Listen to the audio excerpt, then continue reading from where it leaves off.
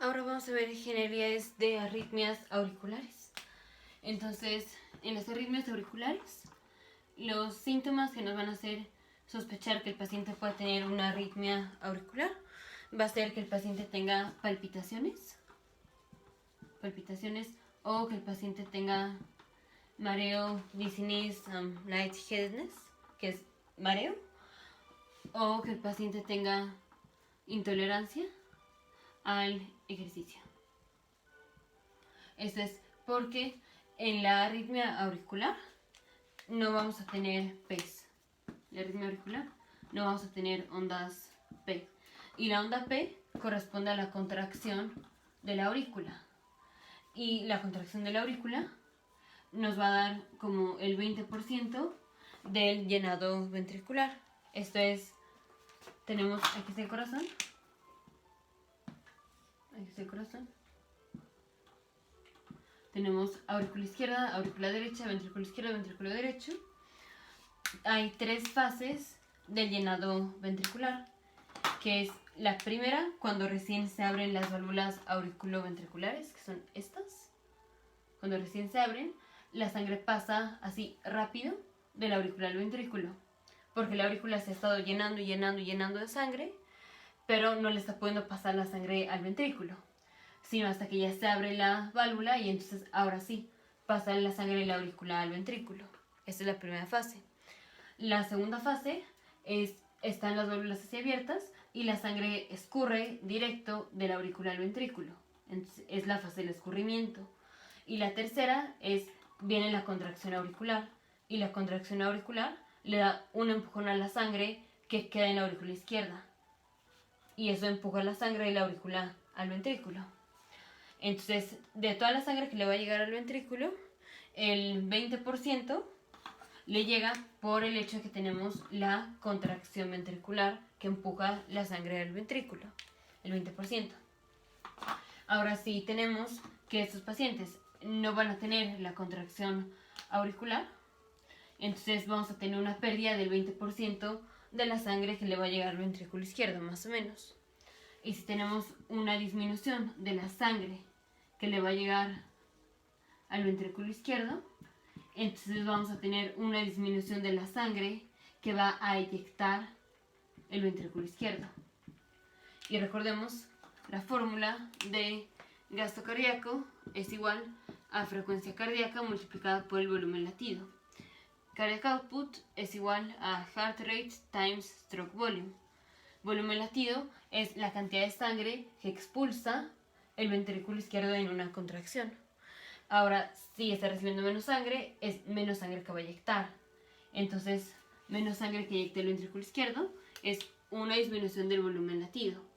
Y si disminuye el volumen latido, el gasto cardíaco disminuye. Entonces, estos pacientes que tienen arritmias auriculares van a tener una disminución del gasto cardíaco. Ahora, a pesar de que tienen una disminución del gasto cardíaco, puede ser que ese gasto cardíaco que está disminuido sea suficiente para suplir las necesidades de los órganos y del corazón. O sea que el paciente puede estar asintomático. Ya por otras cosas adicionales podemos tener palpitaciones o así. Pero básicamente el paciente, puede vivir así, en reposo. Ahora, cuando el paciente hace ejercicio, como todos, cuando hacemos ejercicio, tenemos un aumento de la demanda. O sea, aumenta la sangre que estamos demandando para todos los órganos y también para el corazón. Entonces, en natural, cuando hacemos ejercicio, lo normal es que aumente el gasto cardíaco. Y en parte esto es porque va a aumentar la frecuencia cardíaca. Ahora aquí, en el paciente que tiene ya per se una disminución del gasto cardíaco porque tiene una disminución del volumen latido, es cierto que cuando hace ejercicio le va a aumentar un poquito más el gasto cardíaco de lo que tenía antes de que hiciera ejercicio.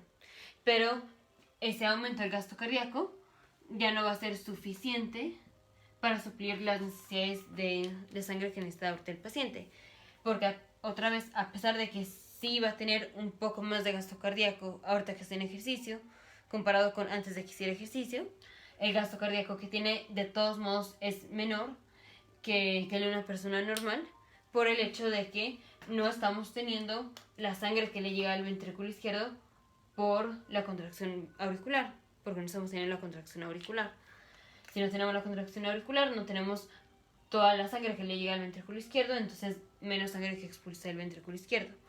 Entonces, a pesar de que el paciente compense aumentando la frecuencia cardíaca, digamos en el caso de que hace ejercicio, de todos modos es mayor la disminución del volumen latido que se dio por haber perdido la contracción de las aurículas.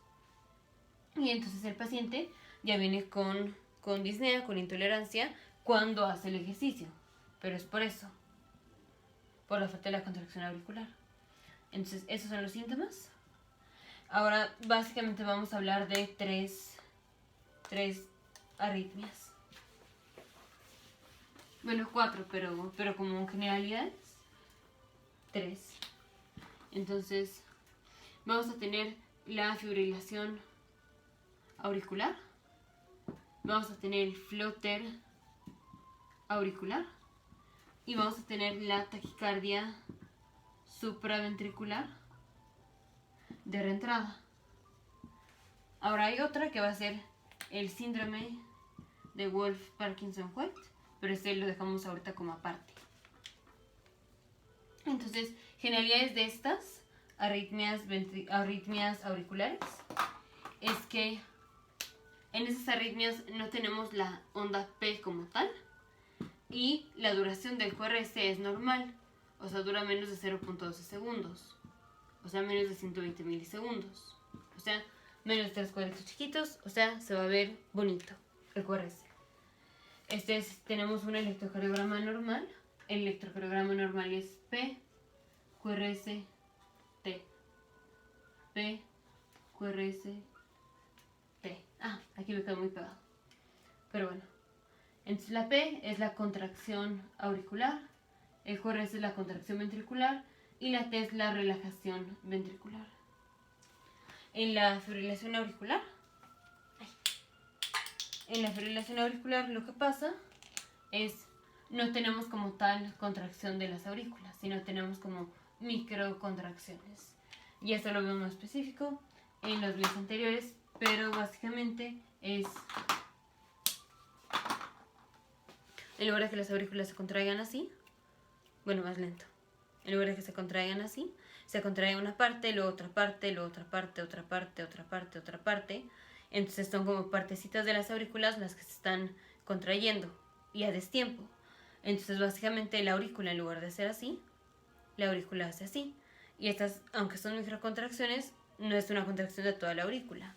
Entonces no vamos a tener como tal una onda P, sino que estas ondas chiquitas se llaman ondas F.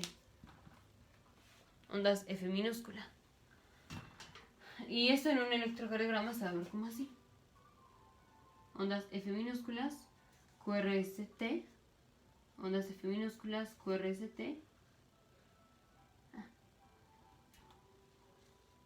Ondas F minúsculas, QRST. Y aquí vemos como la frecuencia es irregular.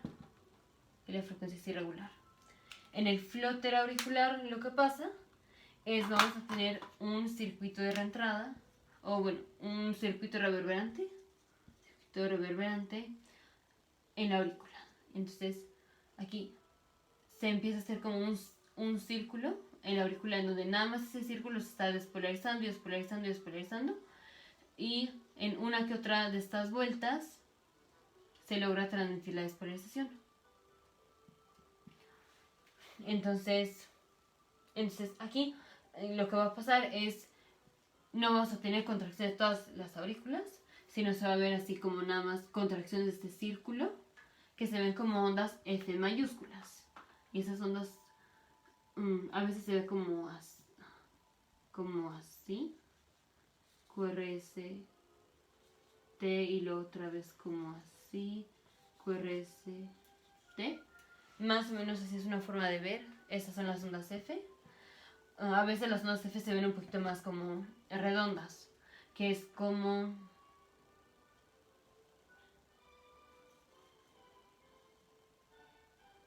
ondas F, QRS, T,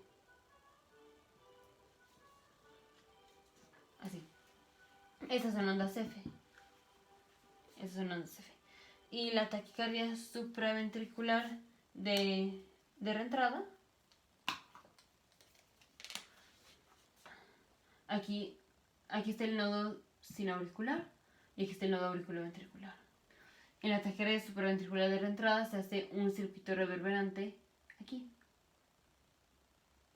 Alrededor de, o no alrededor, en parte en el nodo auriculoventricular. Aquí se hace un circuito y uno que otro latido pasa, o sea, no latido. Una que otra vuelta de despolarización logra pasar y despolarizar los ventrículos. Entonces aquí vamos a tener así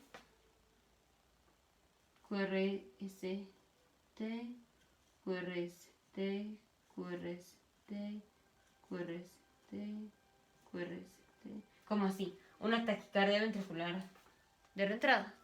Ahora, ¿por qué en todas estas, la fibrilación auricular, el flóter y la taquicardia supraventricular de reentrada, por qué no tenemos ondas P? Entonces, en la fibrilación auricular ya vimos por qué no tenemos la onda P, porque básicamente tenemos una contracción, unas microcontracciones. En el flóter, o sea, sí finalmente se despolarizan las aurículas, pero lo que se está despolarizando, digamos, la mayor actividad que estamos teniendo en este momento es la despolarización de este círculo. Entonces, aunque finalmente sí se puede despolarizar la aurícula izquierda y los ventrículos, vamos a tener despolarización continua de este círculo, que son esas ondas F. Entonces, como tal, no es una contracción hacia las aurículas, es despolarización, o sea, contracción de este círculo, y de vez en cuando contracción de la aurícula, que básicamente la vamos a tomar como que una contracción de la aurícula. Es contracción de este círculo, despolarización de este círculo. Y en la taquicardia supraventricular de reentrada, aquí lo que tenemos es que despolariza este círculo. Y sí, una que otra vez la despolarización va a pasar por aquí. Y también una que otra vez se van a despolarizar las aurículas. Pero aquí es mayor la actividad que vemos aquí, en este circuito, que en las aurículas. Entonces, digamos, si solo fuéramos a registrar en el electrocardiograma la contracción de las aurículas, en este tipo de pacientes, sí vamos a encontrar contracción de la aurícula. Pero esa contracción de la aurícula está superimpuesta en que continuamente se está despolarizando aquí, este circuito. Entonces, solo tenemos una pluma que tiene que graficar toda la actividad eléctrica. Entonces, por un lado tendremos que graficar y cuando se despolarizan las aurículas, que va a ser pues a su frecuencia. Y por otro lado, esta actividad eléctrica que estamos teniendo aquí. Y pues, ¿quién gana? Esta. Es más actividad eléctrica la que tenemos aquí que el de vez en cuando se contraen las aurículas y cuando pasa la despolarización a los ventrículos. La despolarización a los ventrículos se ve así como el QRS. Pero aquí no se ve la P porque el trazo que equivale a la P está inmerso o digamos está superpuesto en esta actividad. Y esa actividad es todo esto. Entonces se despolariza aquí y la despolarización pasa al ventrículo. Otra vuelta y la despolarización pasa al ventrículo. Otra vuelta y la despolarización pasa al ventrículo. Entonces, cada vuelta también se despolariza el ventrículo. O sea, cada despolarización acá también se despolariza el ventrículo. Pero no siempre las aurículas. Y obviamente son mayores los vectores.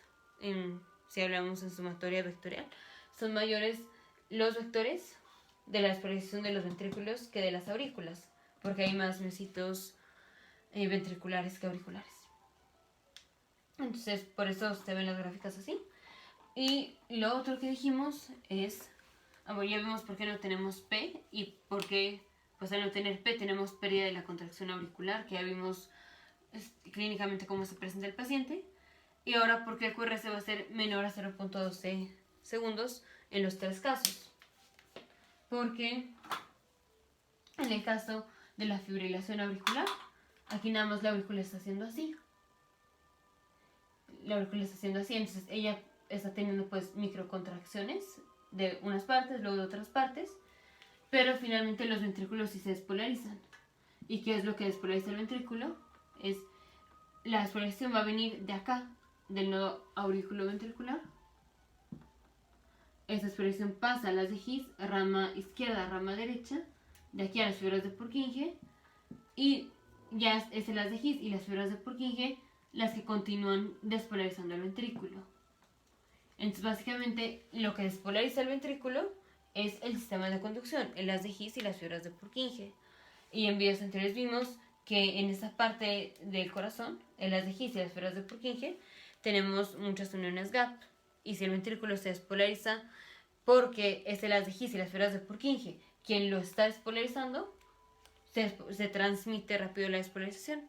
Y como se transmite rápido, es poca la duración de la despolarización ventricular, o sea, es angosto el QRS, menos de 0.12 segundos. ¿Por qué? Porque la despolarización fue transmitida por el haz de His y las fibras de Purkinje. Ese fue el caso de la fibrilación auricular. El caso del flóter auricular es lo mismo. Aquí se hace un circuito, pero finalmente cuando la despolarización pasa el nodo auriculoventricular, pasa las de His, rama izquierda, rama derecha, fibras de Purkinje, y luego están las de His y las fibras de Purkinje los que despolarizan al corazón, al ventrículo. Entonces aquí otra vez, como la despolarización pasó o fue transmitida por el haz de His y las fibras de Purkinje, y luego estos son los que le van a transmitir la despolarización al ventrículo, es rápida la transmisión de la despolarización y entonces es angosto el QRS. Y la otra es la taquicardia supraventricular de la entrada. Aquí tenemos el circuito de acá, que es el circuito y se despolariza el ventrículo. Otra vuelta y se despolariza el ventrículo. Ahora, ¿quién está despolarizando el ventrículo? Una vuelta y la despolarización pasa a las de His y luego a las fibras de Purkinje. O sea, lo mismo. Ya una vez que la despolarización pasa a las de His y las fibras de Purkinje, ya es las de His y las fibras de Purkinje las que van a despolarizar al resto del ventrículo. Y como pasó por el sistema de conducción, la despolarización y la transmisión es rápida. Y entonces tenemos QRS angostos. Hay otra arritmia que vamos a ver, que es síndrome de Wolff-Parkinson-White, que es, aquí se puede generar una arritmia por una vía accesoria que tengamos. Se genera como una arritmia así. Pero si más específico lo vemos en los siguientes videos. No lo pusimos como tal aquí en las genialidades, porque aquí sí vamos a tener una P. Si tenemos P en síndrome de Wolff-Parkinson-White, salvo cuando ya tenemos la arritmia como tal. O sea, si ya se empieza a hacer este circuito, pues ya podemos no tener onda P. Puede desaparecer la onda P. Pero en este caso, también es un circuito que se hace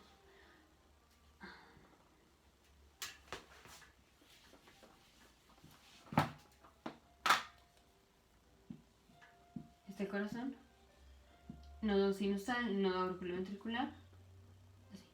Es una vía accesoria por donde la despolarización va a pasar. Entonces la despolarización viene del nodo sinusal y antes de llegar al nodo auriculoventricular en rápido pasa por esta fibra aberrante, pasa el ventrículo y de aquí también puede pasar para acá. La despolarización puede también pasar por el nodo auriculoventricular. Ya más específico lo vemos después, pero se hace un circuito como así. Un circuito. Y aquí la despolarización va a venir aquí. Pasa por esta fibra aberrante, pasa por acá y puede, o digamos así, viene la despolarización y va a tocar al haz de His que está aquí. Y una vez que toca las de His, o sea, se despolarizan las de His y de aquí las fibras de Purkinje. Y son estas, en las de His y las fibras de Purkinje, que en este caso fueron despolarizadas no por la vía normal que pasa por acá, del nodo auriculoventricular a las de His, sino por esta asa aberrante. Pero es esto, las de His y las fibras de Purkinje, las que van a despolarizar el miocardio ventricular. Entonces, como la despolarización del ventrículo fue transmitida a través de las de His y las fibras de Purkinje, también tenemos complejos QRS angostos.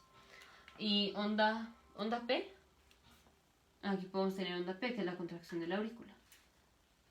cómo se ve un síndrome de Wolff-Parkinson-White. Pensemos como un electrón normal, salvo que con la onda delta. P, QRST, P, QRST. ¿Cuál es la onda delta? Este cachito. Aquí sí vemos cómo se forma una onda delta. Y vemos como el PR, el intervalo PR que va de aquí a acá, está bastante corto. La P está bastante pegada al QRS. Pero bueno, ya me especificó tratamiento y así de arritmias lo vemos en los siguientes videos. Aquí generalidades de arritmias auriculares es síntomas son palpitaciones, mareo, intolerancia al ejercicio.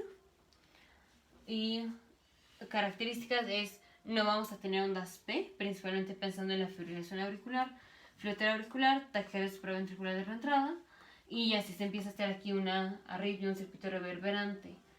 En síndrome de Wolff-Parkinson-White pues puede desaparecer la P. Y en cualquiera de estos, como la despolarización finalmente pasa a través de las de His y las esferas de Purkinje, y entonces las de His y las esferas de Purkinje lo que le transmiten la despolarización al ventrículo, o sea, lo que finalmente va a despolarizar el ventrículo, tenemos complejos QRS angostos, o sea, de menos de 0.12 segundos. Y ya vimos por qué los pacientes tienen intolerancia al ejercicio, que esto es porque perdemos la sangre que le llega al ventrículo por el empujón que le da la contracción auricular, porque aquí no vamos a tener ondas P, o sea, no vamos a tener contracción auricular.